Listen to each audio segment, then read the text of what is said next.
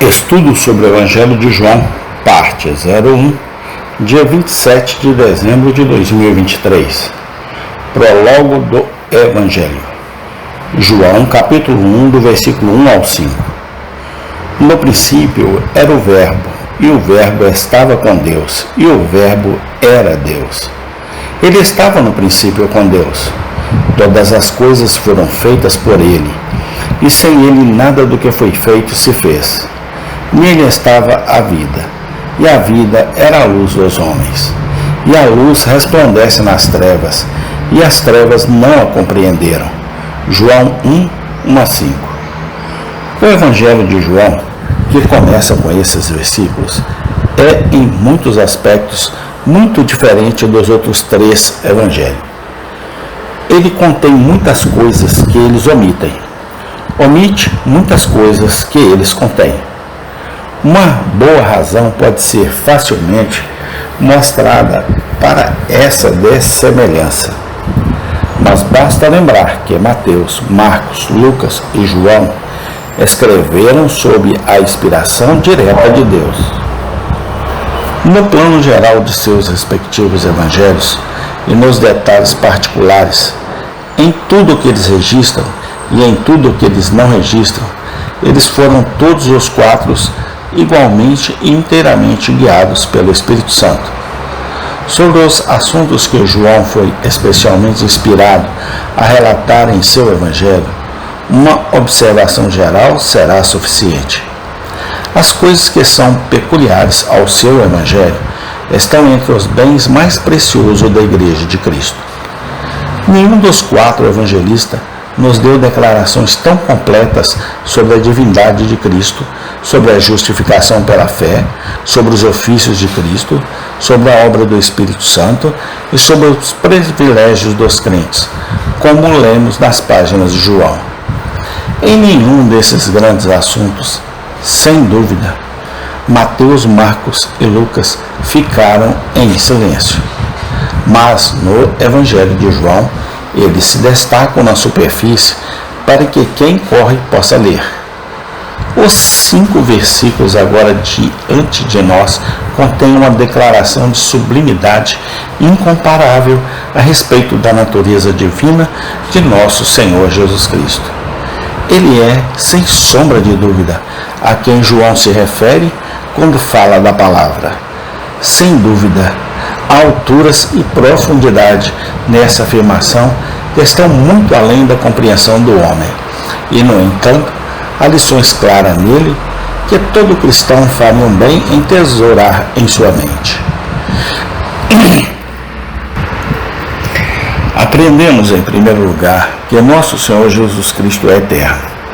João nos diz que no princípio era o Verbo.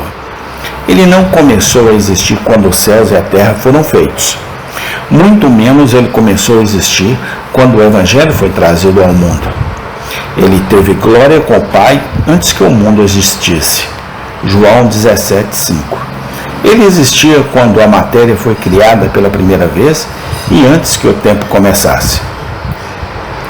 Ele era antes de todas as coisas. Colossenses 1:17. Ele era desde toda a eternidade. Aprendemos, em segundo lugar, que nosso Senhor Jesus Cristo é uma pessoa distinta de Deus Pai e ainda um com Ele. João nos diz que o Verbo estava com Deus. O Pai e o Verbo, embora duas pessoas, estão unidos por uma união inefável. Onde Deus, o Pai, estava desde toda a eternidade, lá também estava o Verbo, mesmo Deus, o Filho. Sua glória é igual, sua majestade coeterna e ainda sua divindade uma. Este é um grande mistério. Feliz é aquele que pode recebê-lo como uma criancinha, sem tentar explicá-lo. Aprendemos, em terceiro lugar, que o Senhor Jesus Cristo é o próprio Deus.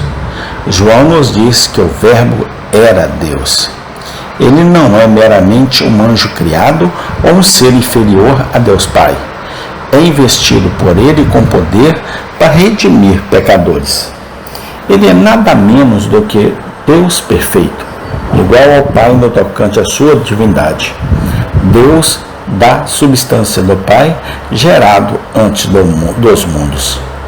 Aprendemos, em quarto lugar, que o Senhor Jesus Cristo é o Criador de todas as coisas. João nos diz que por Ele foram feitas todas as coisas, e sem Ele nada do que foi feito se fez. Longe de ser uma criatura de Deus, como alguns hereges falsamente afirmaram, Ele é o ser que fez os mundos e tudo o que eles contêm. Ele ordenou e eles foram criados. Salmo 148, 5. Aprendemos, por fim, que o Senhor Jesus Cristo é a fonte de toda vida e luz espiritual. João nos diz que nele estava a vida, e a vida era a luz dos homens. Ele é a fonte eterna, da qual somente os filhos dos homens derivaram a vida. Qualquer vida espiritual é luz que Adão e Eva possuíssem antes da queda, era de Cristo. Qualquer que seja a libertação do pecado e da morte espiritual que qualquer filho de Adão tenha desfrutado desde a queda, qualquer que seja a luz de consciência ou entendimento que alguém tenha obtido, tudo fluiu de Cristo. A grande maioria da humanidade, em todas as épocas, se recusou a conhecê-lo. Esqueceu a queda e sua própria necessidade de um Salvador. A luz tem estado constantemente brilhando nas trevas. A maioria não compreendeu a luz.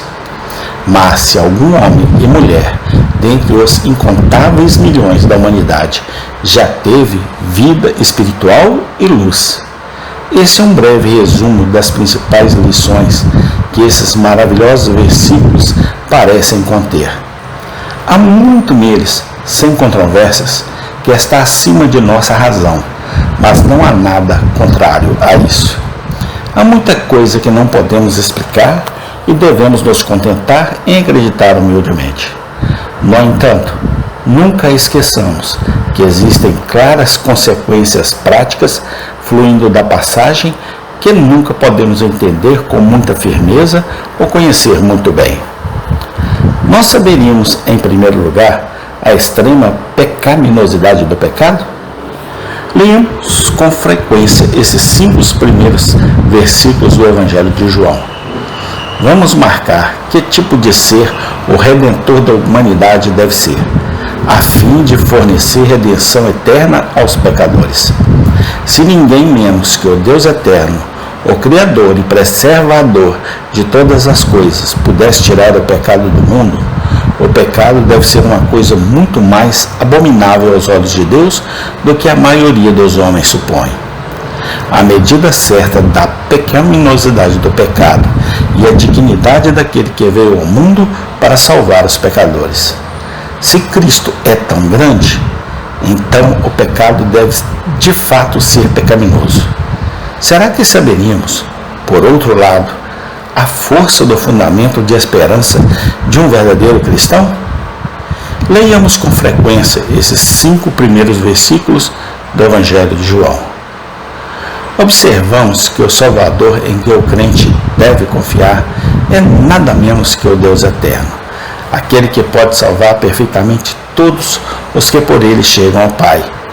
Aquele que estava com Deus e era Deus, também é Emanuel, Deus conosco. Agradeçamos a Deus que a nossa ajuda está sobre aquele que é poderoso. Salmo 89, 19.